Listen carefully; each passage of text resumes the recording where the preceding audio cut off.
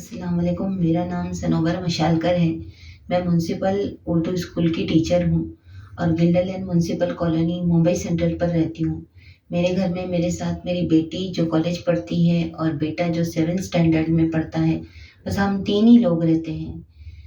हम पर हमारे पड़ोसियों ने बहुत ज़ुल्म किया है, इसलिए मैं माननीय श्री एकनाथ शिंदे सर जी साहब और पुलिस कमिश्नर सर जी साहब से रिक्वेस्ट करती हूँ कि इस वीडियो को ज़रा गौर से देखें, हम पर हुए ज़ुल्म को सुनें और हमारी मदद करें। मैं इनकी बेटी हूँ, मेरा नाम है अनम कुरैशी और हमारे पड़ोस में 6 महीने पहले महेश वाघ नाम का एक आदमी रहने के लिए आया और विश्वनाथ लोखंडे नाम का एक आदमी रहने के लिए आया। महेश वाघ इलेक्शन ड्यूटी पे मेरी मम्मी का पीछा करता था, उनको कमेंट्स करता था, बहुत ज़्यादा उनके पीछे जाता था, रोज़ पीछे जाता था। उसके बाद उनकी ऑफ़िस चेंज हो गई, वहाँ पे भी पीछे जाता था, वहाँ पे भी कमेंट्स करता था। बहुत उसने मेरी मम्मी को परेशान किया। मेरी मम्मी ने बहुत बहुत बहुत टाइम तक इग्नोर किया, लेकिन फिर जब बहुत ज़्यादा पानी सर से ऊपर चला गया तो मम्मी ने मेरी पुलिस को अप्रोच किया। उसके बाद महेश वाघ ने हमारे से दुश्मनी पकड़ ली एकदम। और 26 मार्च को महेश वाघ, उसकी वाइफ और विश्वनाथ लोखंडे और उसकी वाइफ, ये चारों पड़ोसी हमारे घर के बाहर आके, इन्होंने, हम लोग बैठ के इफ्तार कर रहे थे रमज़ान के टाइम में, तो गाली गलौज की, मेरी मम्मी को मारा, उनके कपड़े फाड़े।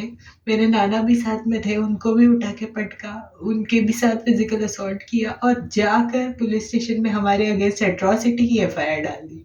हम लोगों के पास सीसीटीवी फुटेज है, ये सब कुछ रुबीना सलीम खान करा रही है। हम लोग गए एफआईआर के कराने के लिए, तो पुलिस ने हमारी एफआईआर नहीं ली। हमारे पास मेडिकल रिपोर्ट्स भी है। उसके बाद जब दूसरे दिन हम लोग कमिश्नर सर के पास गए, तो कमिश्नर सर ने भी सीनियर सर को बोला कि इन पर एट्रॉसिटी क्यों डाला है तुमने, इनके ही साथ जुल्म हुआ है और इनके ऊपर तुम लोग एट्रॉसिटी डाल रहे हो। तो भी सीनियर सर ने कुछ उसका ये नहीं किया और फिर भी हमारे ऊपर एट्रॉसिटी की एफआईआर दाखिल कर दी। शोभा पिसे मैम रोज हमारे घर पर आती है स्टाफ को लेकर और रोज हमको हेरेसमेंट हो रहा है।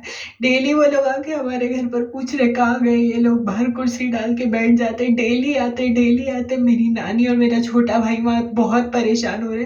कल वो लोग हमारे घर के अंदर घुस गए, पूरे घर की उन्होंने हमारे तलाशी ली है, एक एक रूम में जा जाके उन्होंने तलाशी ली है। हमारे पास सीसीटीवी फुटेज है, लेकिन कोई सीसीटीवी फुटेज देखने को तैयार ही नहीं है। हम कमिश्नर सर के पास गए हैं, सिर्फ उन्होंने हमारी बात सुनी। उसके बाद हम डीसीपी सर के पास गए, एसीपी मैम शोभा पिसे के पास गए, एडिशनल कमिश्नर के पास गए, हम लोग सबके पास गए, कोई भी हमारी बात नहीं सुन रहा है। तो हम लोग क्या करें? अभी हम लोग सुसाइड कर ले क्या? हमको समझ में ही नहीं आ रहा है कि हम लोग क्या करें। हम लोग कितने दिन से घर के बाहर है, हम लोगों को घर जाने नहीं मिल रहा है, रोज पुलिस हमारे घर पर आ रही है। ये क्या हो गया मुंबई पुलिस को? हम लोग क्या करें? हमको कुछ भी समझ में नहीं आ रहा है। हमारे पास वीडियो है, फिर भी कोई हमारी बात नहीं सुन रहा है। हमारे ऊपर इतने बड़े बड़े चार्जेस लगा दिए। हमको तो उनकी कास्ट भी नहीं मालूम थी, तो हमारे ऊपर इतने बड़े बड़े चार्जेस कैसे लगा? एफआईआर होते टाइम तो हमको बताया भी नहीं गया कि तुम्हारे ऊपर एफआईआर हो रही है। और ये एफआईआर को ये लोग ऑनलाइन डाल भी नहीं रहे हैं, और सिर्फ कमिश्नर सर के पास हम लोग गए तो हमको पता चला कि हमारे ऊपर एफआईआर हुई। ये सब कुछ रुबीना सलीम खान करा रही है, उसकी हमारे से दुश्मनी है, इसलिए वो करवा रही है दूसरों से। और हम लोग बहुत ज़्यादा इस मामले में परेशान हैं, हमको नहीं समझ में आ रहा है हम लोग क्या करें। हम लोग एकदम सुसाइडल है। तो मेरी सिर्फ एक गुजारिश है शिंदे सर से कि प्लीज़ आप हमारी हेल्प करें इस मामले में, हम लोग बहुत परेशान हैं बस।